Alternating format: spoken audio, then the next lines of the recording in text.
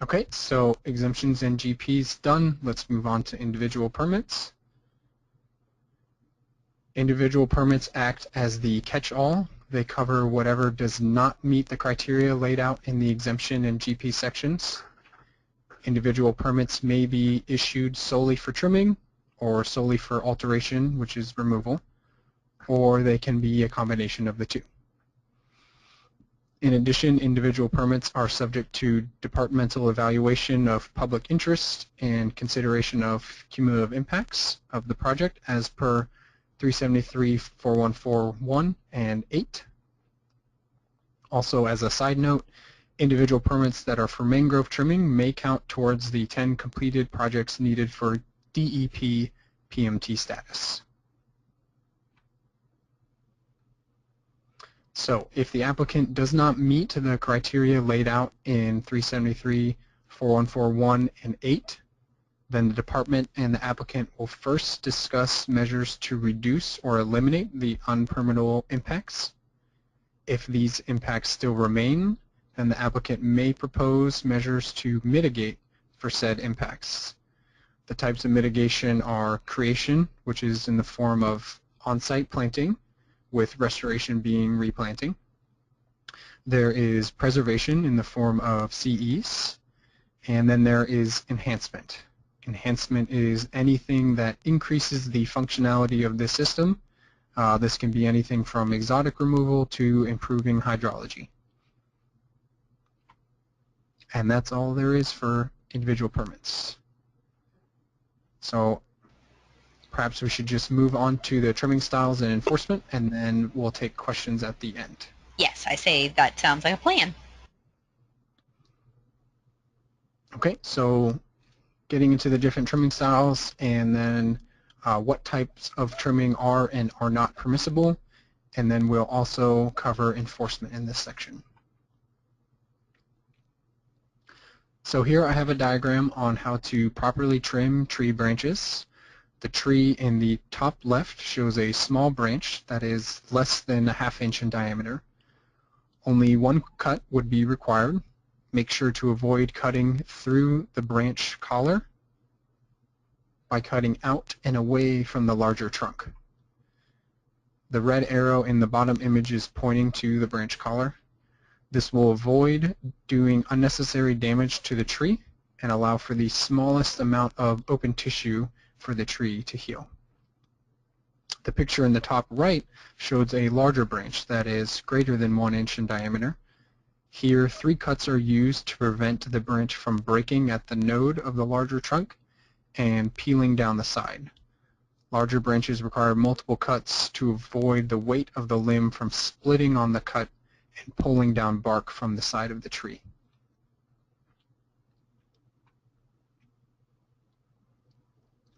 So root versus stems. Trimming does not allow for cutting of mangrove roots. One way to differentiate the two is that stems have circular scars, or what are called leaf scars, whereas roots tend to be smooth.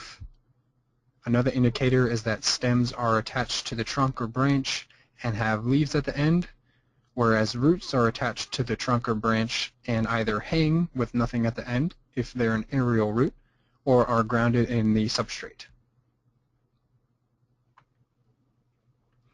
Earlier I mentioned that the Act allows for trimming of mangroves to a height as low as 6 feet.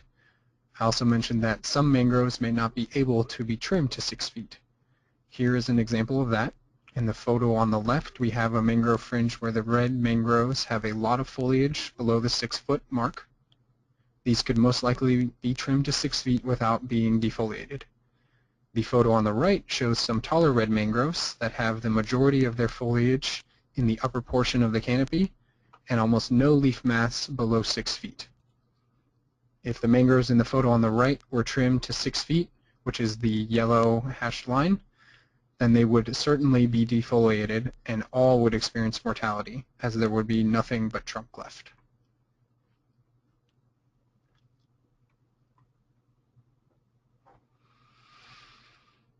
One way to avoid unnecessary defoliation while still being able to trim for a view is to window trim.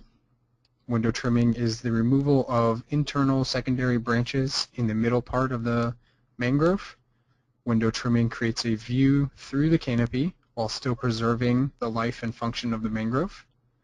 Here, the lower portion of the fringe is hedge trimmed, and the middle section is trimmed and thinned to create a view.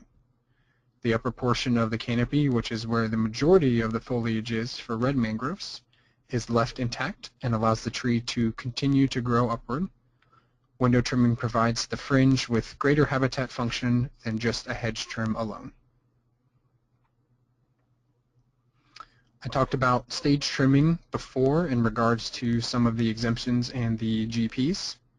Now let's put a quantitative perspective on it. Here we have an 18-foot tall mangrove, which is just above the 16-foot stage trim requirement for the exemption. If we want to trim these to 6 feet as quickly as the Act allows, then it would take us a few years to do so. Here on the left, the first trim, we go from 18 feet to 13.5 feet and take off 4.5 feet of the tree. That's 25%. We come back the next year and trim to 10 feet, taking off 3.5 feet. The third year, we trim to 7.5 feet. And finally, on the fourth year, we take the fringe down to 6 feet. So that's 4 trim events over 4 years. But you have to remember that this is simplified to not take into account the amount of regrowth of the mangrove from year to year. So in reality, it could take even longer. And it is important to remember that stage trimming is a process and can take some additional time depending on the tree's level of recovery after each trim event. But it helps to preserve the life and function of the tree while it is being trimmed to its desired height and configuration. Now for some improper trimming. Here are some examples of improper trimming. The photo on the left is called lion's tailing. This was most likely supposed to be a window trim, but too much of the foliage was trimmed off at the top, and now the mangroves have been defoliated and have little, if any, habitat function. The photo on the right shows undercutting or a lollipop trim. Here the mangroves are not only trimmed to an overall height of less than 6 feet, but they were also trimmed and thinned from the ground up, removing branches and foliage. Each of these would be considered violations. Here are some more unauthorized activities. There are 2 types, unauthorized trimming and unauthorized alteration. Unauthorized trimming is where trimming was performed outside of the authorized height or configuration, but not to a degree at which the mangrove has been defoliated or experiences mortality. The photo on the left shows these mangroves have been trimmed below 6 feet, so that is an unauthorized trimming. Unauthorized alteration is any activity that causes a mangrove to lose the majority of its leaf mass, resulting in death of all or part of the tree. The photo on the right shows a much larger mangrove that has had all of its foliage removed and will experience mortality. For all trimming events, the trim debris, anything that is greater than 1/4 inch in diameter, must be removed out of the wetlands, the mangrove fringe, and disposed in a confined upland location. Any trimming debris left in the wetlands is considered fill and may be subject to an ERP violation.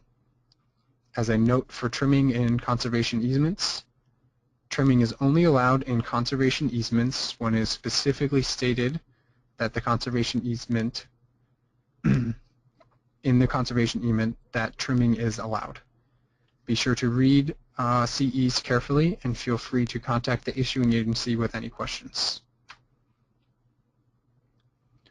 Okay, now for the enforcement section. For enforcement against violations, this is section 4039331B of the Mangrove Act, states, in all cases, the applicant, permittee, landowner, and person performing the trimming are jointly and severely liable. This is another reason why photo documentation is so important. If you plan to have trimming done, or if you are going to trim, be sure to take photos before and after the trimming to document what was done. The more documentation, the better.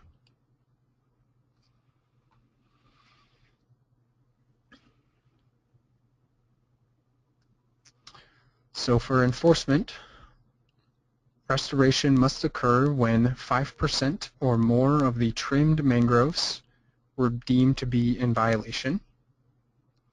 This could be that they were trimmed below 6 feet without authorization, or where 5% or more have been destroyed, defoliated, or removed under an exemption or a general permit. Restoration will follow these criteria. Restoration will first require on-site planting or replanting. The planting must have an 80% survival rate after the first year. If 80% survival is not reached after the first year, additional planting must occur until the survival rate of all of the plantings reaches 80% 1 year after the most recent planting. Additionally, the planting must achieve an equivalent canopy area to offset the violation within 5 years. If on-site planting is not feasible, off-site restoration will be required.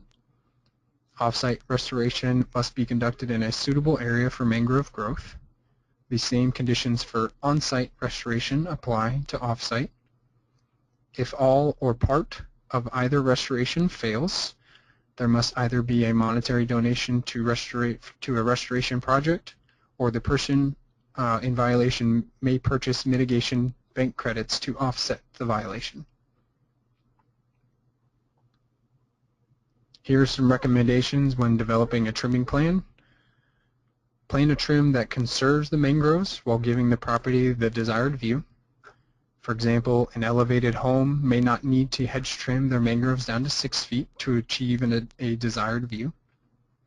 When using the general permit, think about where you would like the view the most and decide whether it is best for your parcel to top trim the mangroves or if a window trim would be more desirable. Remember that you can only have one GP for a view on a parcel, and once trimming has occurred, you will be locked into that configuration. In order to change a trimming plan, an individual permit would be required, which may require mitigation, so plan carefully.